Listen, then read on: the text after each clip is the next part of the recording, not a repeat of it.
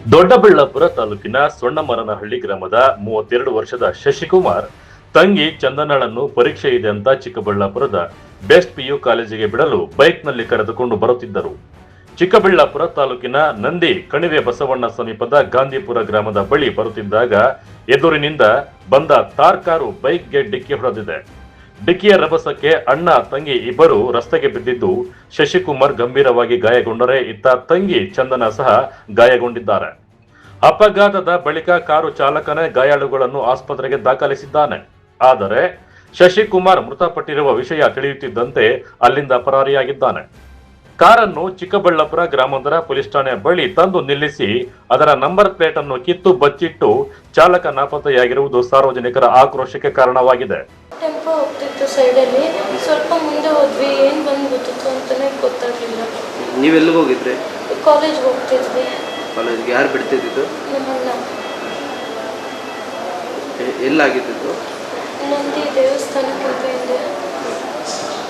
ಎಷ್ಟೊತ್ತು? ಈಗ just off ನಿಮ್ಮ ಹೆಸರು? ಛಾಯಾ. ಅಪಘಾತದಲ್ಲಿ ಅಣ್ಣನನ್ನು ಕಳೆದುಕೊಂಡ ತಂಗಿ ಚಂದನ ಆಸ್ಪತ್ರೆಗೆ ದಾಖಲಾಗಿದ್ದು ಚಿಕಿತ್ಸೆ ಪಡೆಯುತ್ತಿದ್ದಾರೆ. ಮಗನ ಸಾವಿನ ಸುದ್ದಿ ತಿಳಿಯುತ್ತಿದ್ದಂತೆ ಪೋಷಕರ ಆಕ್ರಂದನ ಮುಗಿಲು ಮುಟ್ಟಿದೆ.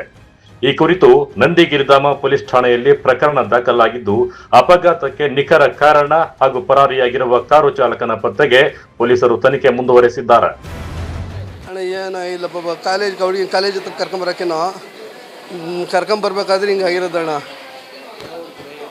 ಚಿಕ್ಕಬಳ್ಳಾಪುರ ಕರ್ಕೊಂಬರ್ಬೇಕಾದ್ರೆ ಹಿಂಗಾಗಿರೋದು. ಇಲ್ಲಿ ಕಣಿವೆ ಬಸವಣ್ಣ ಟೌನಲ್ಲಿ ಕಾರ್ ಗುದ್ದಿರೋದು. ನಮಗೂ ಅಲ್ಲಿ ಏನಾಗಿದೆ ಅಂತಲೂ ನನಗೂ ಗೊತ್ತಿಲ್ಲ. ಕಾರ್ ಗುದ್ದಿರೋದು, ಎಮರ್ಜೆನ್ಸಿ ಬಾ ಅಂದ್ರು ಪಾಪ ನಮ್ಮ ಹುಡುಗ. ಸರಿ ಅಂದ್ಬಿಟ್ಟು ಬಂದ್ರಿ, ಅಷ್ಟು ಬಿಟ್ಟರೆ ಇನ್ನೇನು ಗೊತ್ತಿಲ್ಲ. ನಾವು ಸೊಣ್ಣಮರನಹಳ್ಳಿನಿಂದ ಚಿಕ್ಕಬಳ್ಳಾಪುರಕ್ಕೆ ಬರ್ತಾಯಿದ್ದು. ಕಾಲೇಜ್ಗೂ ಯಾವ ಕಾಲೇಜ್ಗೂ ಗೊತ್ತಿಲ್ಲ ಅಣ್ಣ. ಅದು ನಂಗೆ ಬಿಡೋಕ್ಕಂತಲೇ ಬರ್ತಾಯಿದ್ದು. ಈ ನಡುವೆ ಎಕ್ಸಾಮ್ ಐತೆ ಅಂದ್ಬಿಟ್ಟು ಬರ್ತಾಯಿದ್ದಿದ್ದಣ್ಣ.